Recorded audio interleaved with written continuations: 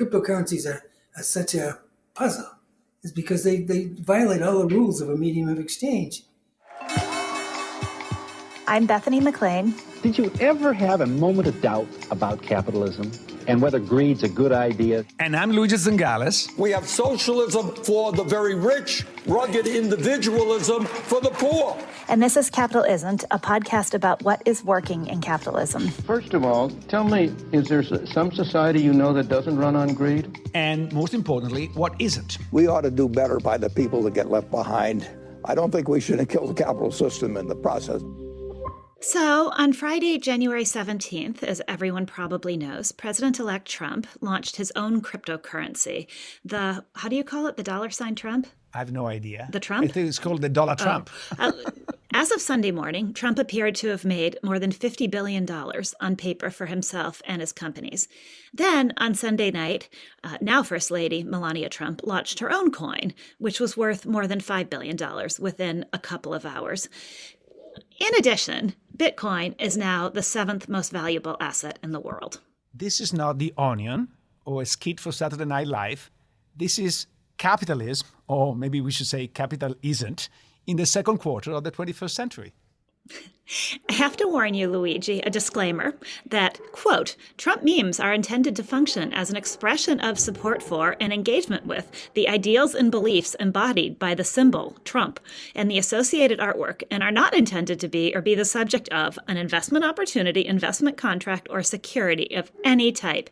GetTrumpMemes.com is not political and has nothing to do with any political campaign or any political office or government agency. So there. And I'm 6'5".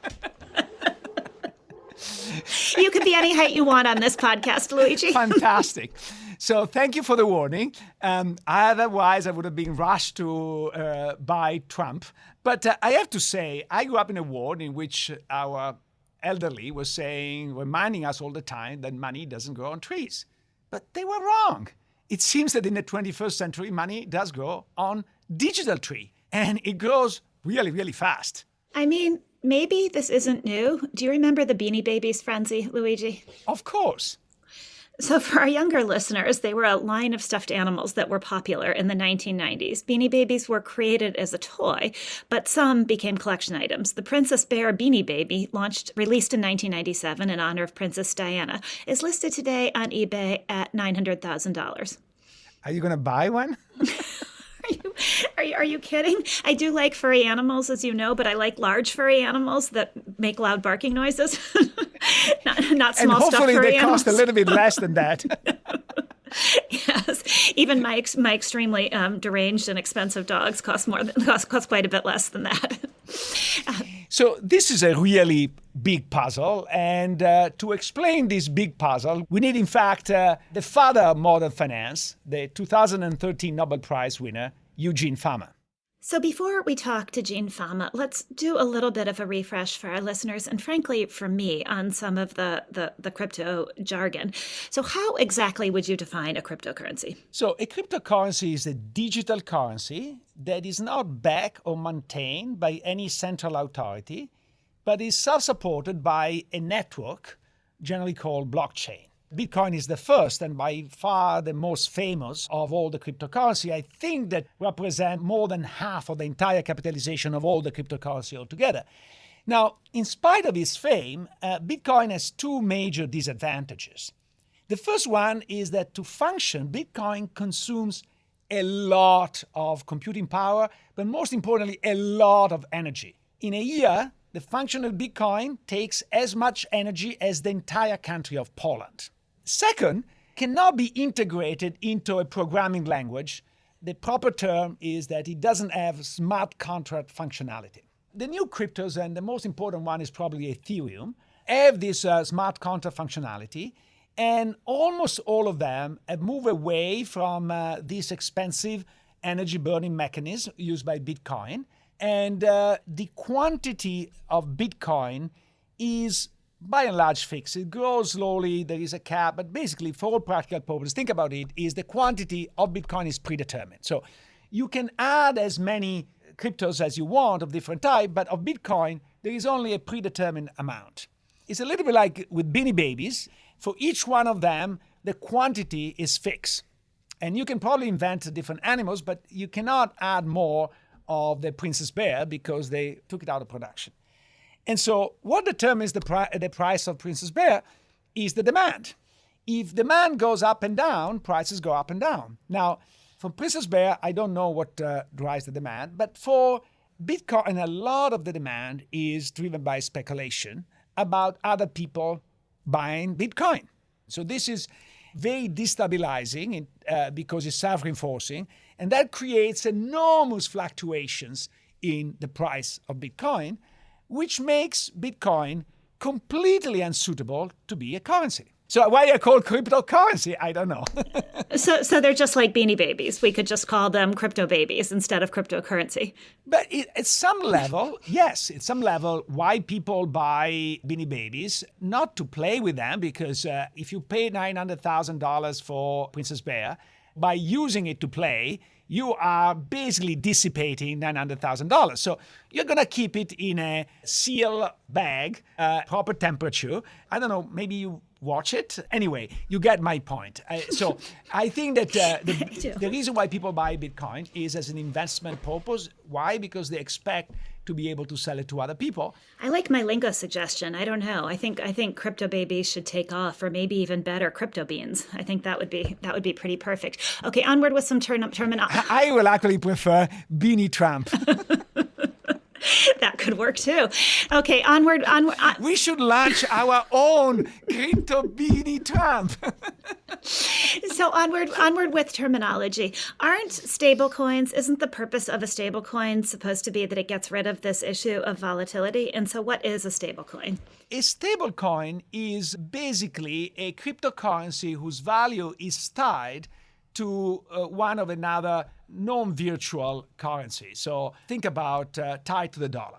Let's take the most secure form. Imagine that you buy a lot of dollars, you put it in a vault, and then you issue some stable coins 1-to-1 with the number of dollars you have in the vault. And you're saying, what is the advantage?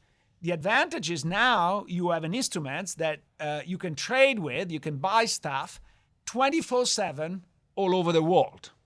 So you want to buy your caviar from Iran? You can buy your caviar from Iran with stable coins. You cannot do it with US dollars. For the issuer, the big advantage is you don't put it exactly in a vault. You put it in a treasury bond, and you earn interest. So you issue a liability that has zero interest, and you invest in an asset at 5%. If you multiply by billions, you get rich pretty quickly. Okay, and so back to Trump, then what is a meme coin? A meme coin is a cryptocurrency that originated from an internet meme. And now it's your turn to explain what a meme is. My children would probably do a better job than I would, but a meme is an image, a video, piece of text, etc. It's typically humorous in nature that's copied and spread rapidly by internet users. So interesting to think of the president of the United States being a meme. Fascinating. Now, meme coins are often called shitcoins. Now, shitcoin is a technical term, for those of you who might feel offended, because it refers, and I'm reading the definition from CoinGecko, to a cryptocurrency with little to no value, authenticity, or utility. So unlike the others that, as you know, have a lot of values, this has no value, authenticity, or utility.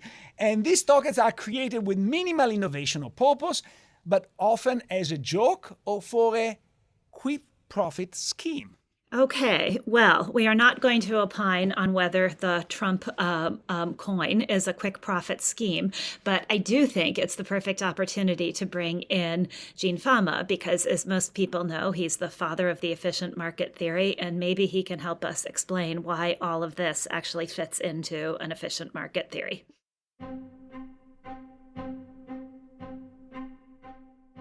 So when I think about Eugene, I think about efficient markets, the hypothesis that share prices reflect all available information and consistently, and that it's difficult to make money in the market without taking more risk. You introduced this hypothesis in 1970.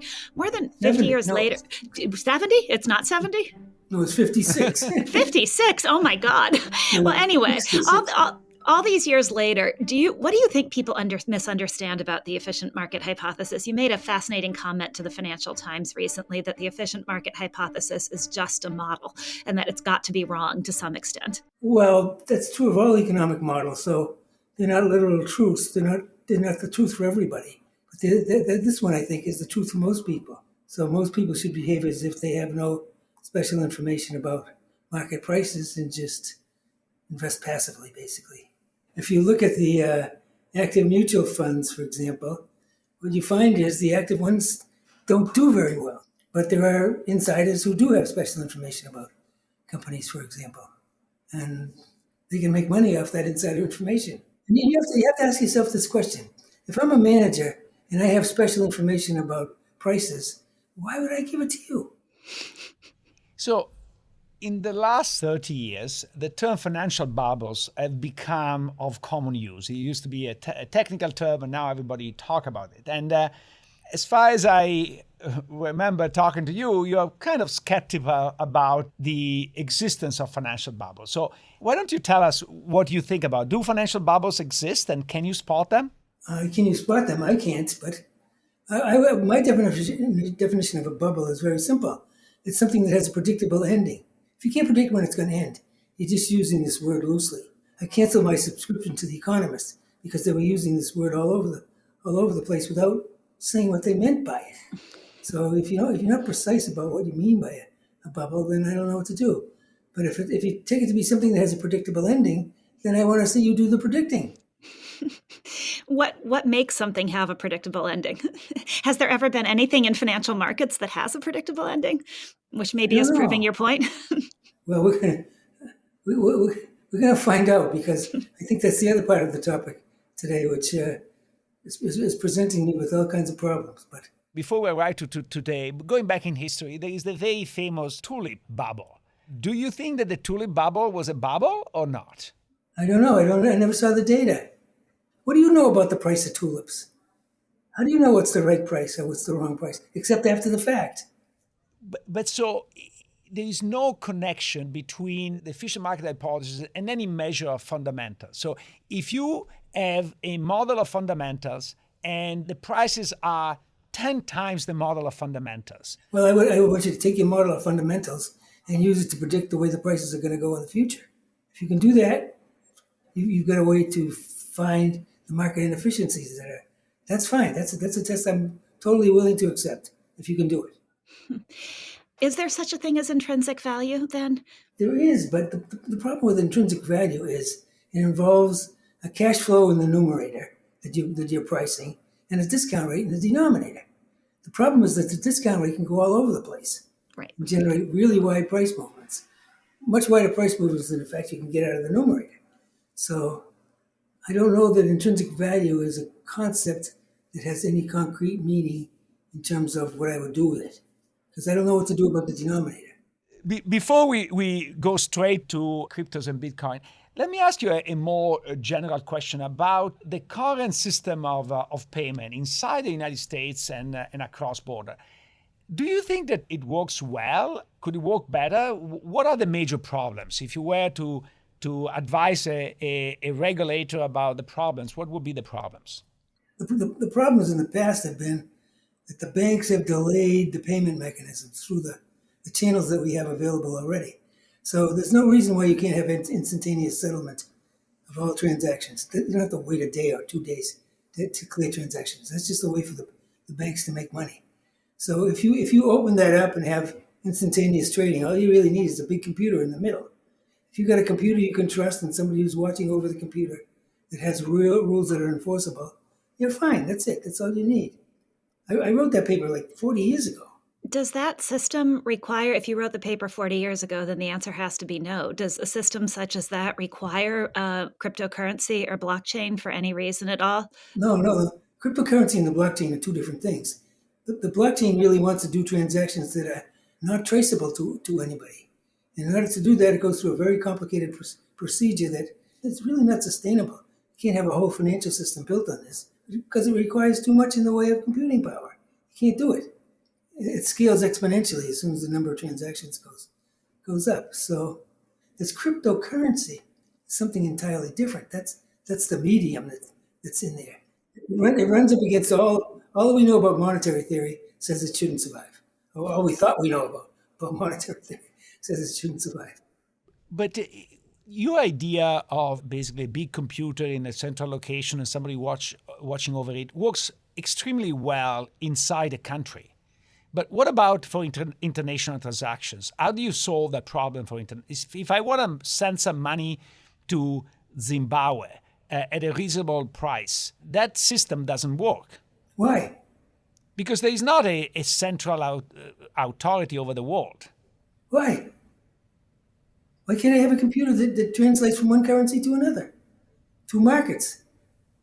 Because you need to trust that computer, and right. Either that computer is in the hands of the Americans or in the hands of the Chinese. Okay. And one of the two sides do not Well, trust that's the other. Problem. That's the problem, trust. The problem isn't the computer, the problem is trust. Yeah. But my understanding of one of the selling point of cryptos is precisely that in an international arena, there is not an institution that you can objectively trust. And so you need to rely on this complicated mechanism because the trust is self-supporting.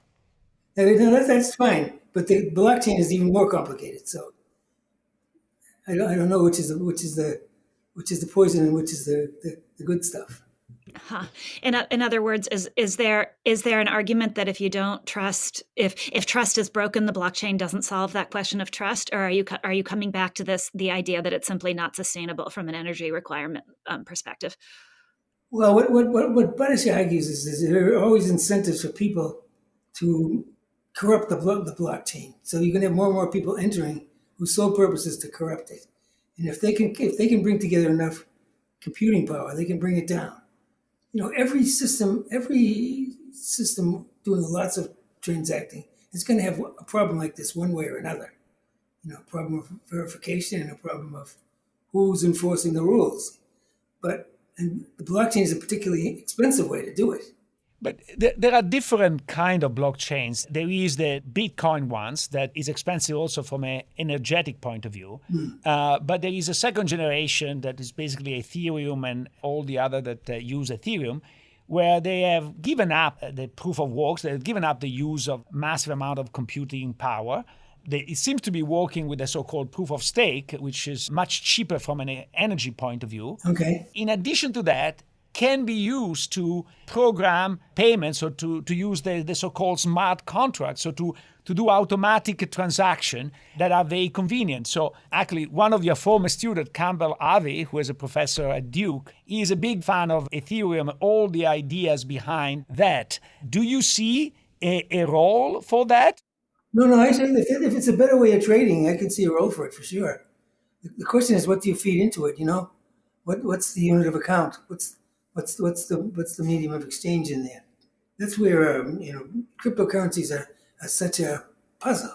Is because they violate all the rules of a medium of exchange. They don't have a stable real value. They have highly variable real value. That kind of a medium of exchange is not supposed to survive. People who don't want to do business in something that itself can put them out of business because of the variation in its value. I think that the problem with all the cryptos is, in order to create some trust in the system, you basically bound the supply. And once you bound the supply, the price is driven entirely by demand. To the extent that demand is fluctuating, prices fluctuate crazily. Because they fluctuate crazily, nobody would going to use it as a currency. And that's the reason why the movement now, especially with Bitcoin, they say, it's not a currency, it's an asset, it's digital gold. It's only digital gold if it has a use. It doesn't have a use, it's just paper. Not paper, it's air, not even air. But if I were to be a Russian oligarch or a Saudi prince, I think I would like to invest $10 million into Bitcoin. Why? Because if it goes to zero, I go to 990 and I live happily ever after anyway, so I don't think it's impacted. But if I have to run for my life from the country I'm in, and I am persona non grata all over the world, and I need desperately money, Bitcoin provides that service. If you go from $1 billion to zero, it's much better to go from $1 billion to 10 million, because with 10 million you can survive at least for little while. If you are a billionaire, your consumption probably is pretty intense. So I don't know how long you last with 10 million, but still is definitely better than being zero. So as a way to protect some of your wealth from rapacious governments, I don't think it's that crazy an idea. No, the idea, I'm going to come back with the same question. Where does the value come from? Oh, it's a conventional value. Why gold is so valuable? It's just, Gold has many uses. I understand, but we know that the value of a gold coin is much bigger than the value of its use. It says in Europe, everybody with a little bit of means own some gold coins in a bank. Why? Because Europe has this terrible history that once in a while you have to run away because you are invaded, there is somebody evil or something like that. In the United States, you don't have this experience, but in Europe, it's a common recurrence through history. And so everybody with a little bit of means has some gold coins that only keeps in order for this particular extreme event. Okay, so if an extreme event arises, the value of those coins is just the gold value of them. No, is that right? gold? You know that gold is accepted. Now, you're true that it's accepted because... If they go out of, if the countries you're talking about go out of business, it's just the gold value in the end. That's fine. Gold has value because it has uses in other ways. But is that then the core of the argument? Does it have to have a use to be valuable? Does something have to have a use to have value? That's what the old theory says. But is that right? It could. I remember I wrote a paper in the 60s about this. It could be. I mean, I can tell this story. I did it in the money workshop, and I said it could be battleships. The unit of account could be battleships. And Bob Lucas said, "How do you make change?"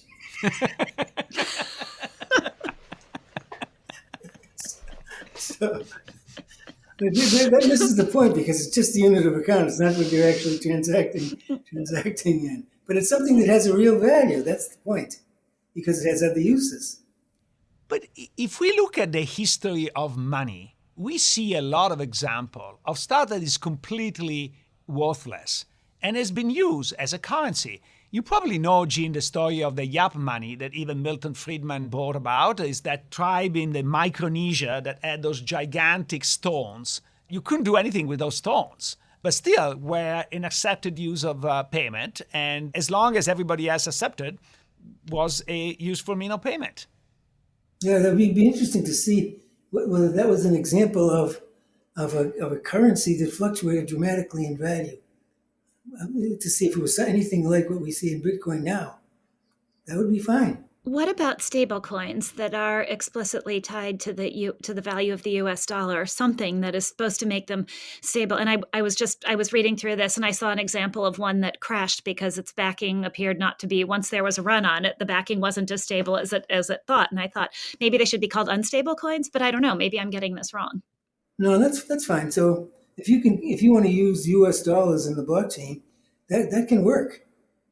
The blockchain itself is just a way of transacting, an expensive way, but if you put something in there that has a stable real value, it's fine.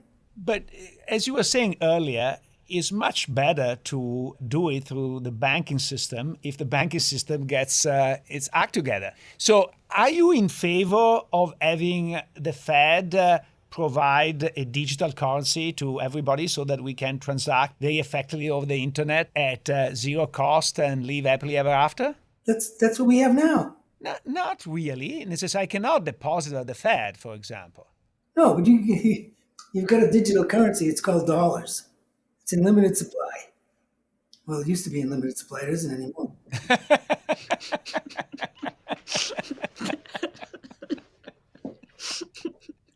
No, but sorry, Gene, I don't have access to the digital currency of the Fed. If I want to send some money to you, I have to access my bank account. I cannot do it directly. What? The transacting on your behalf takes place in terms of the digital currency. The transaction in my behalf. I have to go through a lot of intermediaries, and I take a lot of risk to the bank. What?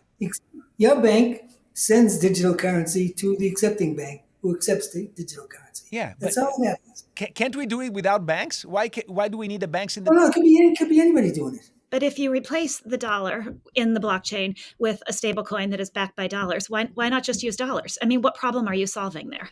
Actually, I think you're resolving a huge problem of making sure you can transact no matter what the government decides to do. So, you know the famous story that at some point during the pandemic, some truckers in Ottawa started to strike, and they generated a lot of popular support. And so people were sending money via PayPal. And PayPal said, no, we don't want the money of people to go to the truckers because the trucker opposed the government, and unilaterally stop the payment to the truckers. Anytime you have a bank, the bank can say, you know what? You have a political view I don't like. I debank you. That's part of the discussion that we're seeing today on the internet. A lot of people are concerned. The beauty of stable coins is that nobody has the power to say, Bethany, you don't transact. But don't they? Why wouldn't the government just be able to say, sorry, stablecoin company, we're shutting you down. We're raiding you. We're staging an FBI raid on you. You're done. You can't transact anymore. I mean, why does a stablecoin fix the issue of government power? Because at the very minimum, you're attacking the entire system. You cannot do a targeted attack to Bethany, okay? Because if you attack Bethany, you attack the entire system. And second, even if they attack the entire system, it's not obvious that people cannot find ways around it. I go through Singapore, I go through other countries that are more open-minded. That's the reason why if I am an oligarch and I want to hide some money, I think that Bitcoins look pretty attractive to me. And so if I am a criminal, and I'm not trying to defend the criminal, I'm trying to find a reason or why this is useful, which is, from a societal point of view is not very useful. In fact, it may be negative, but you see the point. Yeah. But so given you're so negative on Bitcoin, are you short in Bitcoin? I don't short anything, Luigi. Why you don't? I'm a long-only guy. Well, I'm so short otherwise, I can't do that. It's too variable, and I want an easy way to trade. And I think common stocks serve my purpose in bonds. I think right now Bitcoin has a $2 trillion market cap. It's the 7th most valuable asset in the world. Would you be willing to call it a bubble? I can't predict when it will bust, so I'm hoping it will bust, but I can't predict it. I'm hoping it will bust because if it doesn't, we have to start all over with monetary theory. It's gone. It might be gone already, but you have to start all over. So I know that our colleagues actually took a bunch of bets a couple of years ago about in the long term. So let's make a long-term bet. What probability you attribute that within 10 years, the value of Bitcoin will go to zero? I would say it's close to 1. I still believe monetary theory, though. I may be wrong. No, I understand. So that's my next question. So what degree of confidence you have in that prediction? So what is... That's a different question. So I know. The distribution has long tails, very flat. When would you say, okay, is there something that would make you say, okay, the moment has come, we have to scrap all of monetary theory and start again? Yeah, well, Luigi made me put a term limit on it. So I'd say 10 years because 10 years, I'm 86 years old. The likelihood that I'm going to have to pay up on this one is pretty low. My mother is 97, so you're going to make it to 97. That's my prediction. So what would you, if you ran the world, what would you advise the government do about crypto? Given that you could argue, let the free market, let it become whatever it wants, government get out of the way. Is that the right approach from a free market theory? Let it crash and burn on its own, or let it do whatever it's going to do and just step back from any kind of attempt to regulate it? Yeah, no, sure. But when if it does blow up, you can predict the people who invested in it are going to go running to the government. Yeah. Are they going to ask to be bailed out for that? But they're going to go running to the government. And then the government's going to impose all kinds of rules. I predict that's what's going to happen at some point. But we'll see. I would too, and I'd predict that they go running asking for a bailout. So does that mean that the government should put rules on it in advance, given that the likelihood that I don't know that what the likelihood of it crashing is, but the likelihood of people... That's a good question. So if you're a libertarian, though, the way I am, you say the government should never do anything. But if the government's going to do something after the fact, then you have to solve it backwards and decide what you're going to do before the fact to minimize the cost of doing that. And I don't know what that is at this point. Does that mean you start imposing rules on Bitcoin and how it's traded and what the people who run these exchanges have to show up front that they're doing? Maybe that's the direction you'll have to go with it. Isn't the obvious solution to keep it separate from the traditional system? After all, Bitcoin and the entire movement started with the idea to replacing the current financial system. Right. So if they want to live up to their expectation, let them build their own system that is completely separate. If it succeeds and we're wrong, fine. If it collapses, we don't have to pick up the pieces, but we need to keep this separate. Right. That's the key part, that if it collapses, you don't pick up the pieces. I know I am cynical on this point, but I don't know what the risk of Bitcoin collapsing is. I wouldn't even opine on that. I do know that the probability that the government would have to bail it out if it does collapse is 100%. So, with what degree of confidence? 100%. Do either of you disagree? Yes, on the 100% of both, yes. I don't think I'm 100% confident of anything. So I think that... I know. I'm making a rhetorical point, but close.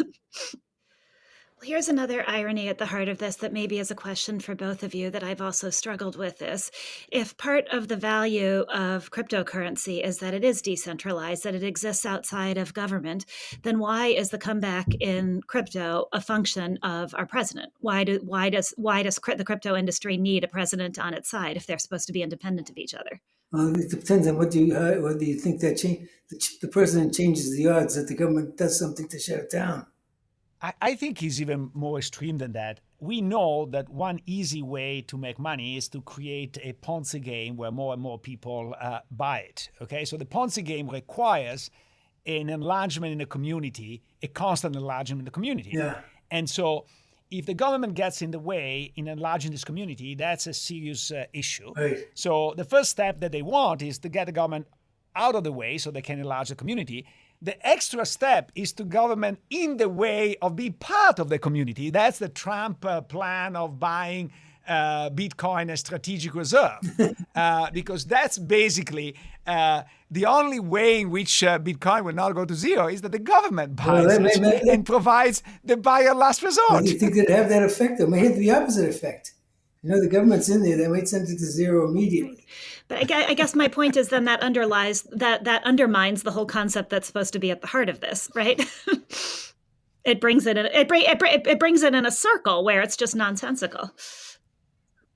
Businessmen don't need to be logical. They need to make money at the end of the day. And they're very happy to make money by being illogical. Academics, they're so into being logical that they lose money. Yes, and former math majors are into being logical too, and that's part of my problem. All right, fine. Okay, Gene, thank you very much for being such a Thank good you. sportman. This is a difficult one. We are all struggling with it, and your wisdom is very much appreciated. I hope so. If you're enjoying the discussions we're having on this program, there's another University of Chicago Podcast Network show you should check out. It's called The Pie. Economists are always talking about the pie, how it grows and shrinks, how it's sliced, and who gets the biggest share. Join veteran NPR host Tess Vigland as she talks with leading economists about their cutting-edge research and the key events of the day. Hear how the economic pie is at the heart of issues like the aftermath of a global pandemic, jobs, energy policy, and so much more. I think I admire Gene's consistency. And, you know, there's that great saying that we've used on here before, which is Emerson, and it's a foolish consistency as the hobgoblin of little minds. And he definitely does not have a little mind. By the same token, when I see all these other prominent people changing their minds on crypto, Ray Dalio of Bridgewater called crypto a bubble a decade ago. Now he calls it one hell of an invention. Larry Fink of BlackRock previously referred to Bitcoin as an index of money laundering. Today he sees it as, quote, a legitimate financial instrument, one his firm has already begun offering to clients, if only indirectly. I'm actually glad that Gene has an intellectual backing behind his dislike of Bitcoin and cryptos overall, and that he's sticking to it, both in the face of possibly being wrong, but not knowing yet if he's wrong, and both because he actually has an intellectual underpinning for his dislike of it. I agree, but I actually admire him also for the opposite. I admire him for his open-mindedness of admitting the possibility that he might be wrong. Yeah. In a sense, first of all, recognizing that Bitcoin might be a bubble. And he didn't exactly use that term, but we agree that he predicts will go to zero in 10 years. That's a pretty strong prediction. So he's going in the direction of saying this is a bubble. In principle, bubble should not exist in his universe. So he's willing to adapt his universe at age 86. I think that that's really remarkable. And also, I think he's very careful to say, if this stuff were to continue, we need to throw away monetary theory, or throw away this or throw away that. So he's still in the process of learning, and without a doctrinaire attitude that unfortunately is so common among a lot of scientists especially over the social media. And I don't remember who I heard saying recently, but I thought it was great. It said, science does not have certainties. Science is a process of learning and making mistakes. Yeah. I was interested also in his question about regulation, and that is a really interesting way of thinking about it, perhaps a new framework, even for a libertarian to say, well, if the government is going to have to get involved, if it all goes to shit, since we're in the theme of using the word shit on this podcast, then maybe we have to think about regulation differently heading into it. It actually made me think of something else that I wish I had asked him, but maybe you have a view on this. And both things could be true, but there's been this outcrying from the crypto industry led by Mark Andreessen about how regulation or attempted regulation is strangling the industry and killing American crypto and killing entrepreneurship.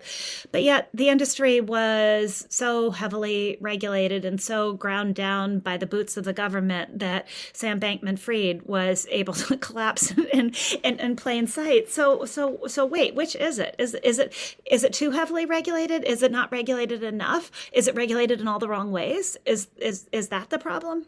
There is one aspect in which I have a little bit of sympathy for what Mark Andreessen is saying, which is this issue of debanking. A friend of mine is American, but originally was from Romania. So sometimes sends some money to his parents in Romania, etc. Receive a notification from his bank, I don't remember which one, but one of the large banks, saying, we don't want you as our client anymore. No justification, nothing. You are out. These days, it's not like there are 500 bank all the same, etc. If you want to have a decent ATM network, blah, blah, there are 3 or 4 banks. So if one starts to say, I kick you out for no reasons, then you start to become nervous, right? Now, I suspect, this is my interpretation, and I don't know whether it was true or not, I suspect that there is some regulation that start to put more burden if you have strange transaction or transaction abroad, et cetera, and, if you are a real criminal with real money, they consider you. But if you only send $1,000 back and forth, you're just a pain in the neck, right? Because you have the feature of the criminal without having the profitability of the criminal. So they want you out. So long story short, to say, the accusation that Mark Andreessen made in a podcast was that the Fed was debanking on purpose everybody that was involved in this business. And we know that was true, for example, when marijuana got liberalized. There was a number of stories about the fact that because at the federal level, selling marijuana is still a crime, if you are a bank regulated by the Fed, you cannot deal with people that deal with marijuana.